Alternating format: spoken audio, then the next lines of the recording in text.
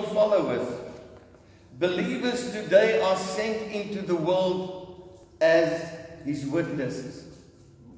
What kind of witness am I? Because it is not what I'm saying, it's not what comes out of my mouth that determines my witnessing. It's my life. Hoe lewe ek? Wat doen ek as ek hier by die deur uitgaan? Wat doen ek môreoggend as ek opstaan? Wat doen ek as die taxi voor my inry? Vanoggend toe ek vir Max hulle lughawe toe vat, Louwenthal taxi. En ek kon sê, Here, dankie. Ek is okay. We can learn a lot by observing what Jesus did and how He did it. And that is why next weekend when we start with the messianic miracles that Jesus performed, to tell the Jews, I am the Messiah. And yet they rejected Him. Did He use the same approach to everybody? No. He used a different approach to people. Why? Because He knew them. Many a times you'll see in the Bible that Jesus knew what was in their hearts. Jesus had more than 40 meetings with different individuals. And in 9 cases, Jesus started the conversation. And in 25 cases, the other people started the conversation. And in the rest, some third party started the conversation. In the case of the Samaritan woman, Jesus initiated the conversation, and He did likewise with the crippled beggar. But Jesus initiated the conversation with this woman, knowing, according to the law, He's not supposed to talk to her. Hy is nie veronderstel met haar te praat nie. Hy is nie veronderstel om met hierdie groep mense te meng nie.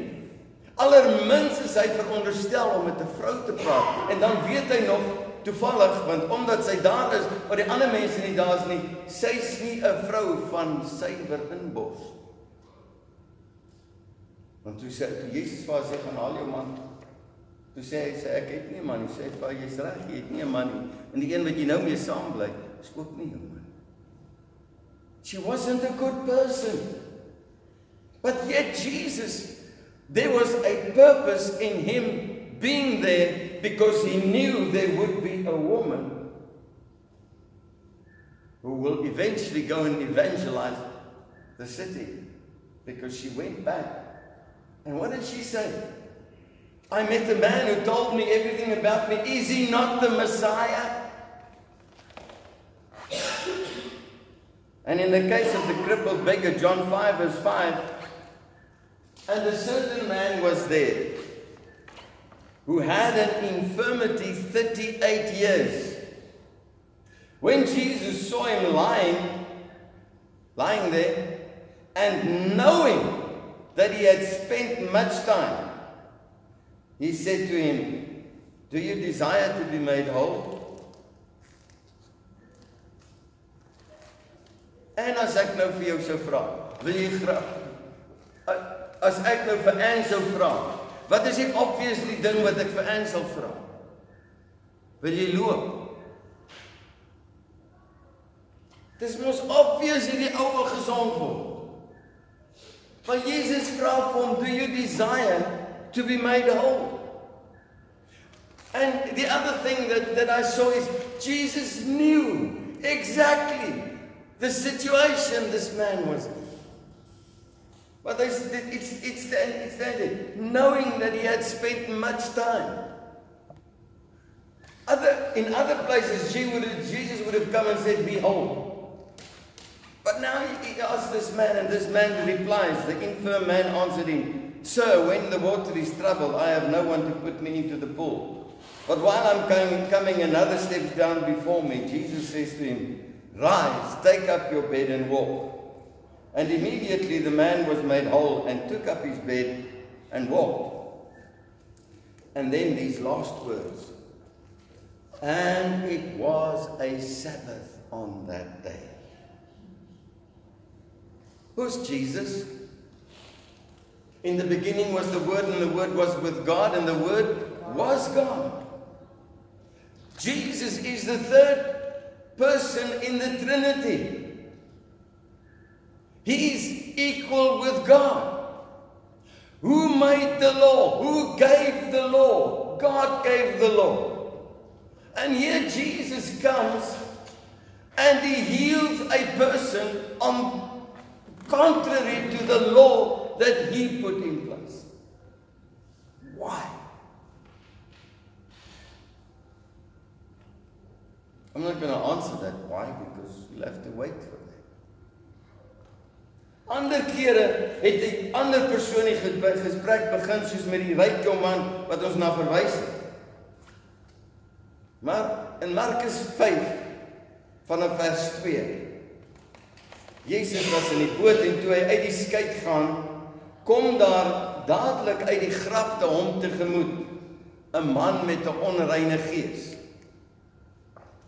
wat sy verblyf in die grafte gehad het, en niemand kon selfs met kettinge ontbind nie, want hy was dikwels met voetboeie en kettinge gebind, en die kettinge is deur hom uitmekaar geruk, en die voetboeie stukkend gebreek, en niemand was in staat om hom te tem nie.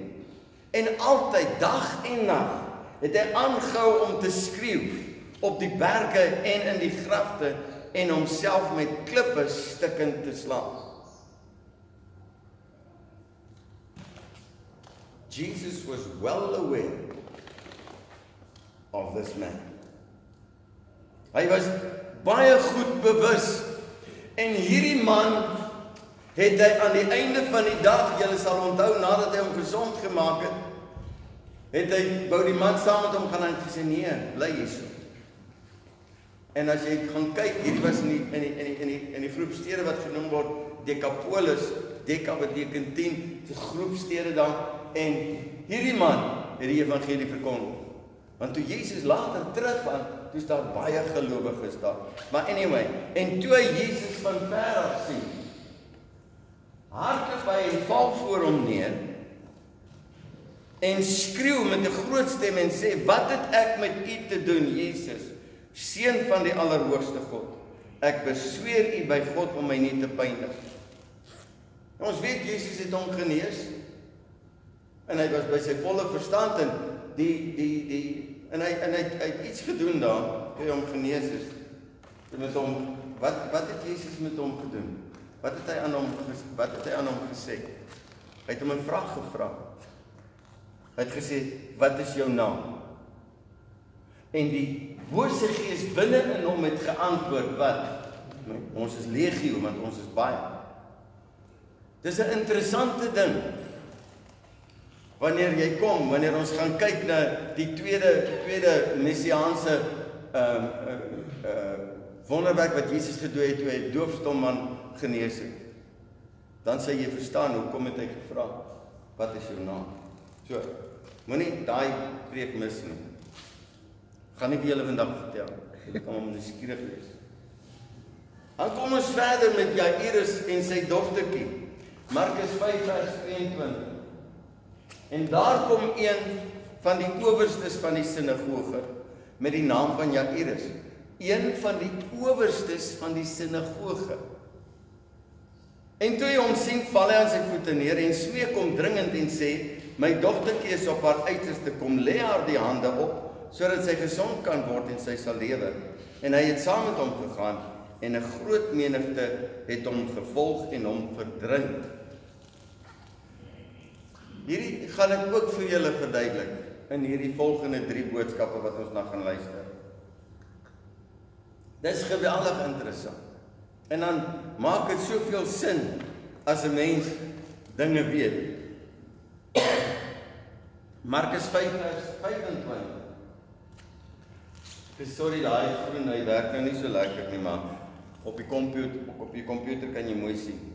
Maar Markus 5 vers 25, en 'n sekere vrou wat 12 jaar lank aan bloedvloeiing gehad het en veel onder baie geneeshede gelei, en al haar besittings uitgegee het sonder om enige baat te vind, maar eerder erger geword het van Jesus gehoor en onder die skare van agter gekom en sy kleed aangeraak. Want sy het gesê, as ek maar sy klere kan aanraak, sal ek gesond word. En dadelik het die fontein van haar bloed opgedroog en sy het aan haar liggaam bemerk dat sy van haar kwaal genees was. Nou, weet jy, 'n baie interessante storie as jy daarop ingaan. Die kleed wat hy aangehad het, wat was die betekenis daarvan? Want Jesus was 'n rabbi gewees, ons het dit gesien aan die begin. Want Nicodemus, wat 'n owerste van die sinagoge was, vir hom na hom toe gekom het en vir hom gesê het, Rabbi, meester. Nou, Jesus het vrae gevra in die meeste van sy gesprekke met mense. He asked questions. Hoekom? Why? Hoekom het hy vrae gevra? Ons sien in die skrif, hy het tog alles geweet van almal. Die vrou by die put, toe sy vir hom sê, toe hy vir haar sê, gaan roep jou man, het hy vir haar gesê, en sy het vir hom gesê, ek het iemand sê, jy het reg gespraak. Want jy het 5 mans gehad, en die een wat jy nou mee saam het, is nie jou man. Toe skielik toe besef sy, hierdie ou weet alles. Net soos ek gedink het, toe ek jonk was, die pastoor weet alles, maar hy weet nie alles, jy moenie worry. Julle geheime is nog veilig. As julle geheime het. Hy het toch alles geweet met die mense met wie hy te doen gaan. Maar, het jy al na jouself geluister as iemand vir jy 'n vraag vra en jy beantwoord die vraag?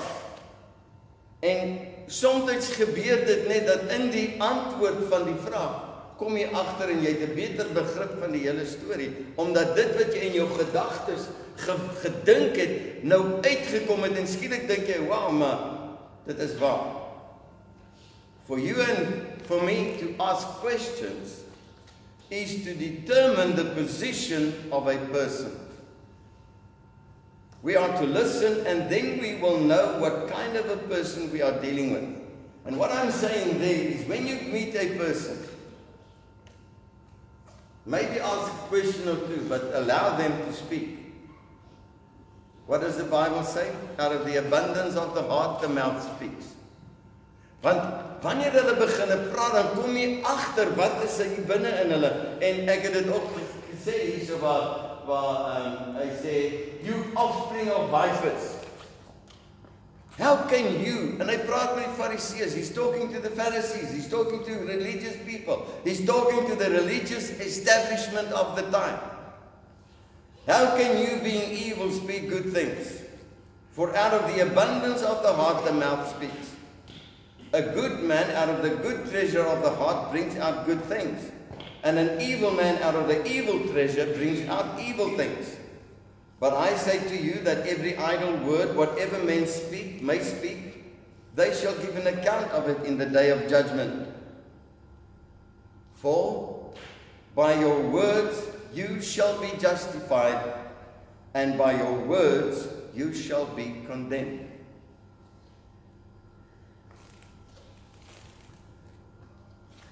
Wees versigtig wat jy sê. As jy wil reg sê, sien dat dit wat in jou hart is, goeie goed is. Ek het vanoggend vir iemand gesê wat 'n mens moet doen is om nie jou ore uit te leen vir verskillende goed nie. Maar die Bybel sê, Paulus sê vir my, bedink dit wat daarbo is, bedink dit wat goed is, bedink dit wat mooi is, bedink dit wat loflik is. Van, kry jou gedagtes, sodat jou gedagtes vol is van goeie goed, want dan sal die goeie goed in jou hart kom, en dan wanneer jy jou mond oopmaak, is dit nie rubbish.